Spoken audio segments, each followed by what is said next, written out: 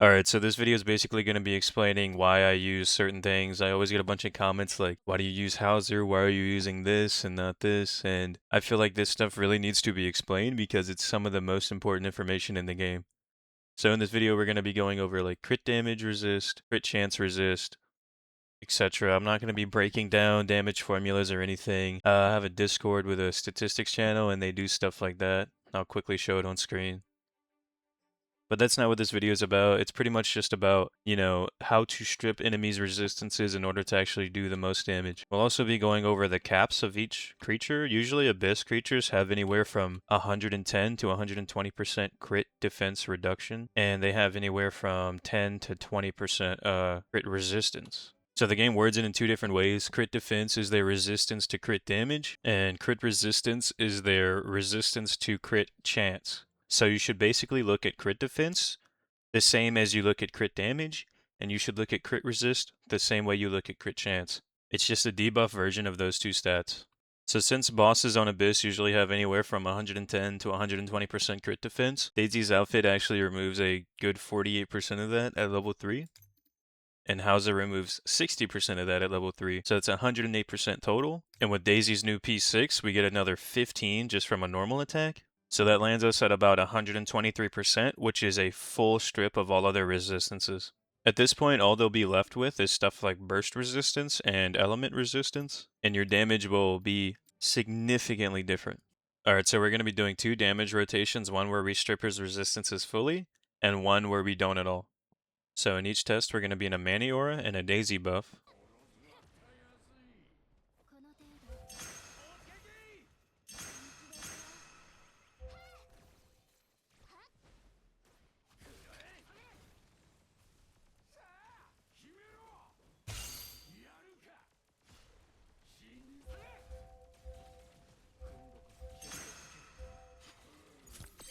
So, died in about 2.5 E's or 3.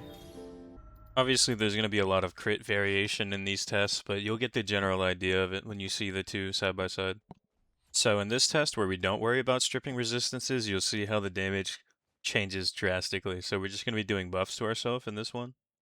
So as a good way to test this, we'll just be taking Daisy's outfit completely off and Hauser's outfit completely off.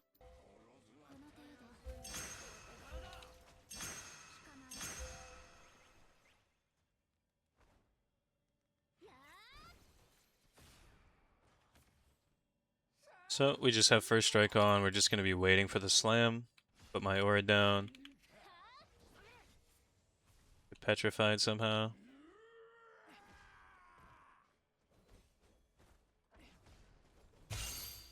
We're going to do a combo ult.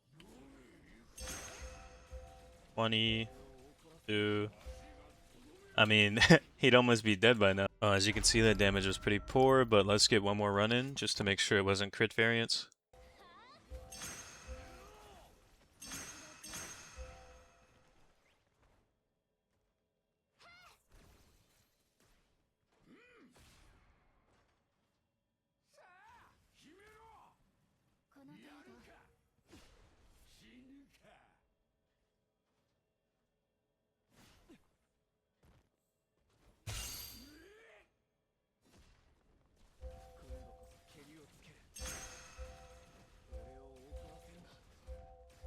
As you can see, we wouldn't have even killed him there with 4 whole E's. Alright, now let me show you guys a run that I'm usually used to where he dies in about 2 skills.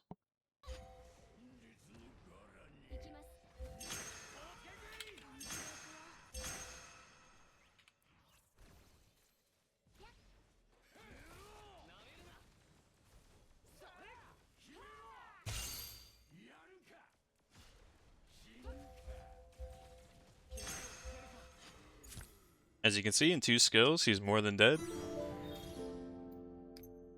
And that was just a short example on basically why we use the sort of things we do when it comes to min-maxing our builds. If you are missing level 3 outfits or you only have level 1s, Dark Chaos Earrings actually reduce crit defense as well. Level 3 does about 30%, which is a pretty big amount. Daisy's P6 does it, 15%. Hauser does it. Gauntlet Hauser removes crit resistance as well. There's a couple different ways to do it, but usually this team results in a full strip and the most amount of buffs. So this is generally why this is my main team when I'm doing bosses. So I just get the absolute most out of my damage. Now, this isn't a build video or a guide. I've made so many of those by now on my channel. So if you want to see that, click around on another video. Now, a few other things that boost your damage significantly. The fruit and meat pie. You make this with large meat, any fruit, any grain. Best food in the game. You will get stuffed 100% of the time because this game is broken. But yeah, all of those key factors usually come together and result in the most damage. Now, as a backup, you could use Axe Slater. We used to use him at the start of the game because we really didn't know anything else about the game. And if you're missing those level 3 outfits that give you such a large amount of crit defense reduction, you can actually opt in to just start solo ulting on Daisy because she reduces crit defense by 50% for 10 seconds. So, it's okay. It's kind of hard to solo ult on Daisy, swap to melee, make your magic back, wait until your combo is available again, and then combo ult on melee. By the time you do all that, this 10 seconds is probably over, so it just doesn't really work out solo. But in multiplayer, and especially raid content, this solo ultimate is actually very high value. That is another thing to note that a lot of people don't know. None of these effects apply in combo ults. None of them. You can test this anywhere you want. This will not work if you're combo ulting with Daisy. Now, I'm going to include this part since it sort of ties into the whole doing more damage part. You want each source of a modifier if possible. So you want crit damage, you want normal skill damage, and you want darkness damage. Going from 0 to 14% darkness damage is much more important than just adding 14% more crit damage, at least in my experience.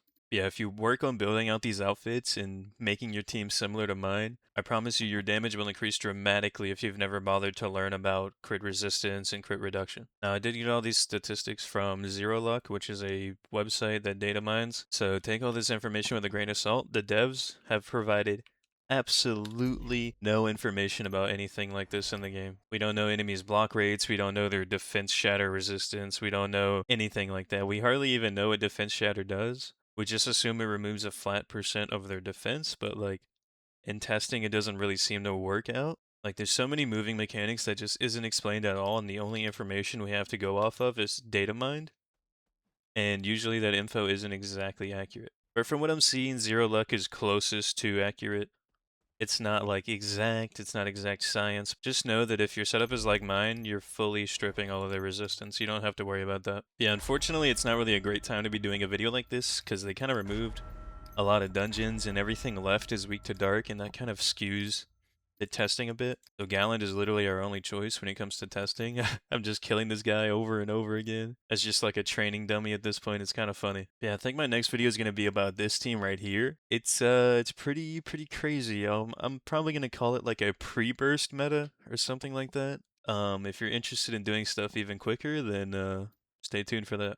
Yeah, like always, thanks for watching. If you guys have any suggestions for content, it's kind of like a dry streak right now. Waiting for the new sector, waiting for the next update, waiting for like any news on what's coming next. But if you have any video suggestions or questions, I usually answer a lot of the comments. I try to do my best to help everybody. We do have a Discord. It's always linked down below. We're looking to grow that to maybe 1,000 members so that we can start doing something in any capacity with Netmarble and their content creator team. So yeah, please consider joining that Discord. We also have a lot of very helpful people there. And like I mentioned earlier, we have that statistics channel if that's what you're only interested in. Just nerding out with math and stuff. I mean, feel free. Yeah, that's about it. See you next time.